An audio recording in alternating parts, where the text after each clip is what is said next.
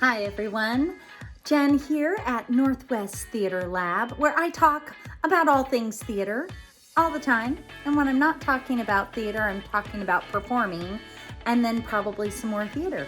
So let's get started for today and talk some theater. So when I think about casting types, I really am asking myself two separate questions. The first question is going to be, what type of role can I play?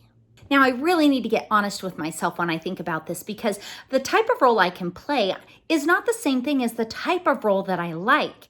The type of role I can play is what I'm really good at acting. So the second question that I always ask myself when it comes to casting type is, what do I look like? What do I physically look like when I walk onto the stage? What are people going to see me as?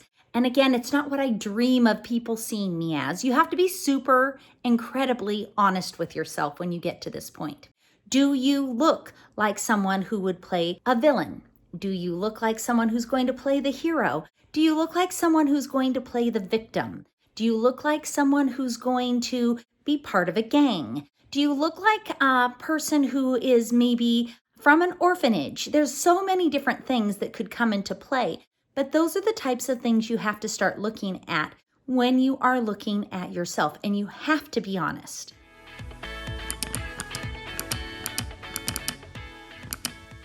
Now, there is something that you can do to really make sure that you help yourself figure out, well, what do I look like? One of the things that I suggest that you do is actually test out a couple of different looks.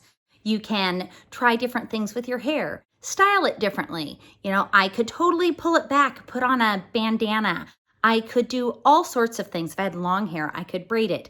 I could pull it back. I could put it up in a bun. What type of look can you do with what you have on your person? That'll be really helpful. And one of the ways that you can really try to start figuring out, well, what looks might look great on me is to watch some Broadway shows, watch movies, television shows, and really pay attention to the different types of characters. Again, your villains, your heroes, your ingenues. What type of roles do you see within whatever genre of performance that you are watching? And then make a decision. Well, could I play that role? Do I look like that character? That's going to be the question, because if you don't look like that character, especially if you are a teenager or an older teen, if you don't start looking like that character, it's going to be really difficult for you to be cast as that role. Now, if you're a younger performer, you're going to be cast outside of your type all the time, especially if you're doing more youth theater, because we're going to need kids to play moms, and we're going to need kids to play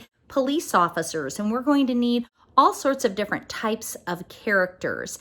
And sometimes you're going to have to play that mom role, even though you're not a mom and you really don't even look like a mom, but you might be the tallest female in the cast. Therefore, it makes sense to have you be the mom instead of the child, if that makes sense. So sometimes it really is about look and what's going to be believable on stage, especially when dealing with young performers.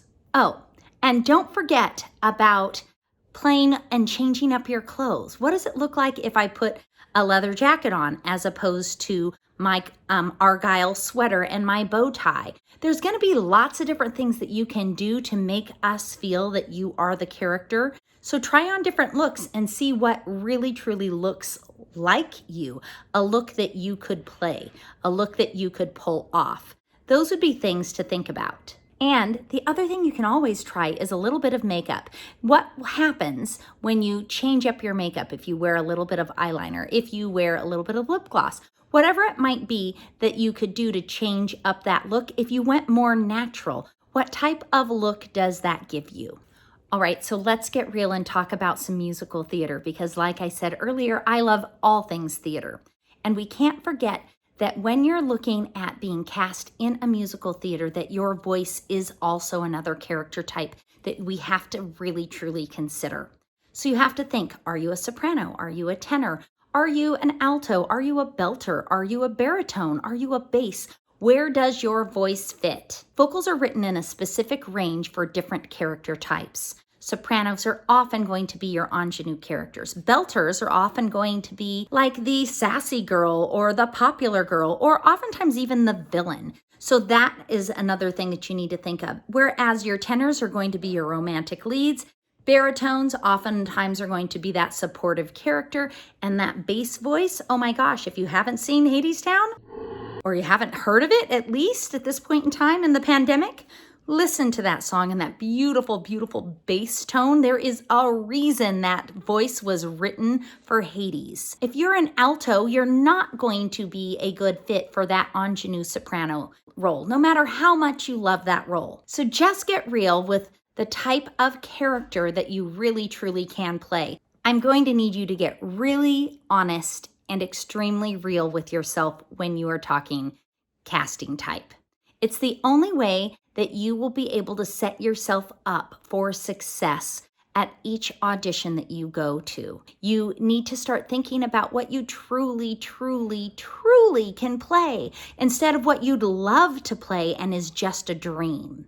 We can sing any song that we absolutely love, and we can sing it at home, we can sing it in the shower, we can sing it wherever we'd like to sing it. But oftentimes there are certain roles that we will never, ever get to play on stage. Ever. And that is an okay thing. I love the role of Anna from Frozen. There is no way in this earth that I am ever going to be cast in that role. I'm too old. I am not the right character type in any way, shape, or form for that role at this point in time in my life. But one of the things that I also love is a show called Next to Normal. And one of the characters in that show is a suburban mother. And I would be a great fit for that role. So I want you to get honest with yourself. Go ahead and start making a list of all of the things that you can actually play, the things that you are really good at acting, and the types of roles that you would be a really good fit for because you look like that character. Get honest, get real, and then you will have way more success. I hope that you found this information valuable. Hit that subscribe button right there at the bottom, and I hope to see you again really soon. Bye, everyone.